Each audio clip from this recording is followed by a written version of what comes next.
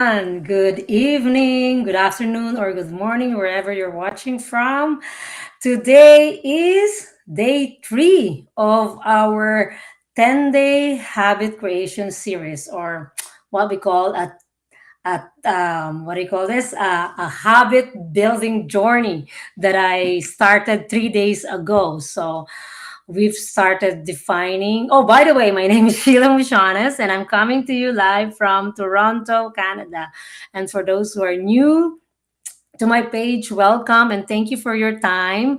And by the way, I'm originally from the Philippines, but I'm now here in Toronto for 23 years now. Enjoying every minute of it. I'm also a telecommunications engineer by profession, but I am a proud digital business owner. That's why you see me here almost every day doing live, giving you some tips if you want to explore the online world and earning extra income. Because as we all know, we can't depend on one source of income, not in these days anymore. So, to go back to our topic today, because today is day three of that our 10-day habit forming journey. As I said, I started 3 days ago. We've discussed how to define clearly what kind of habit we wanted to develop. So that's number one, most important thing is to define it clearly. And then we start small, and we did that already. So now, how how do we make sure that we are going to really do that habit every day? So and the topic for today is about setting the trigger, which is actually the one, as the word implies, will initiate and trigger us to do the habit that we're doing every day. So, what is a trigger, by the way? So, a trigger is something that prompts you to take action. So, it is a signal that reminds you that it's time to engage into your new habit. So, by linking your habit to an existing part of your routine, which is we call the trigger, you make it more automatic and less reliant on motivation or willpower. So, how do we choose a trigger? We have to look for something that we already do consistently every morning, since we decided that our habit that we are trying to develop, we wanted to do it in the morning. It is a planning. It's planning our day. So a session. Initially, we wanted 15 minutes planning session in the morning, which is integrated in our routine. So we discussed yesterday that it should be started small.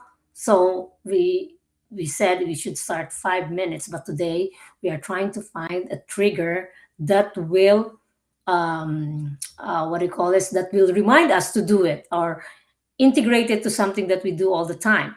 An example of this is making a coffee. We always, if you are a coffee drinker, of course. If you're not, then we have to we have to integrate it with something different what you do in the morning.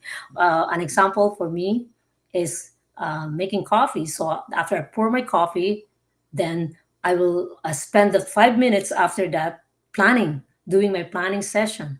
So that's one. And then, for example, in the morning I brush my teeth. So after brushing my teeth, the moment I finish that, I will sit and write the task that I need to do for the day, the top two tasks that I need to do, because it's part of the planning the day. And another one, which I always do, I always check my mailbox before I start working. So before I even do that, that will be my trigger to set a 5 minute, to sit down again 5 minutes and start planning. So those are the three samples of um, um, a routine things that I do. So it could actually be my trigger for my habit once I set it up and integrate it with that planning session that I wanted to do every morning. So why do trigger work? So trigger works because it anchors, like as we explained earlier, it anchors your habit to something familiar, because we always, as I said, if you're drinking coffee in the morning, brushing your teeth in the morning, or checking your email in the morning. Those are the three things that are routinely happening already. So if we anchor this habit, the planning session that we wanted to do with those routine things that we often do, it will be easier for us to remember and execute it. It will actually be like an automatic thing. Once over time, our brain begins to associate the trigger to the habit. So it'll be a lot easier to remember, and also it establishes a consistency, because we already are consistently doing those three routine in the morning, then the habit will become part of it. So that's why triggers really work. So that's it actually. Bottom line, in a way, setting it's like setting an alarm for your habit. So the trigger is the alarm that will remind you that, oh, it's time. But in the beginning you'll be thinking about it, but in the long run it will be just automatic. Your brain just goes there because of the moment you finish pouring your coffee or brushing your teeth, or what do you call this, before diving into your email, you integrate that planning session, that 5 minute planning session at the beginning, and then eventually you increase it to 15. So that's it. That's how simple you use a trigger and anchor your habit to your trigger.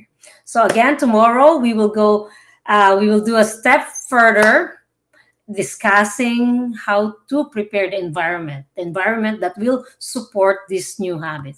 And that's it. Thank you for listening. I hope it makes sense to you, uh, from day one to now, day three, how we are trying to create this habit and make it part of our daily routine. And so I'm going to see you again tomorrow to continue on, as I said, the topic on preparing the environment, which will also be another help with the trigger in order for us to always do and really eventually make this new habit a part of our daily routine. Thank you for listening, and I see you again tomorrow. Bye for now.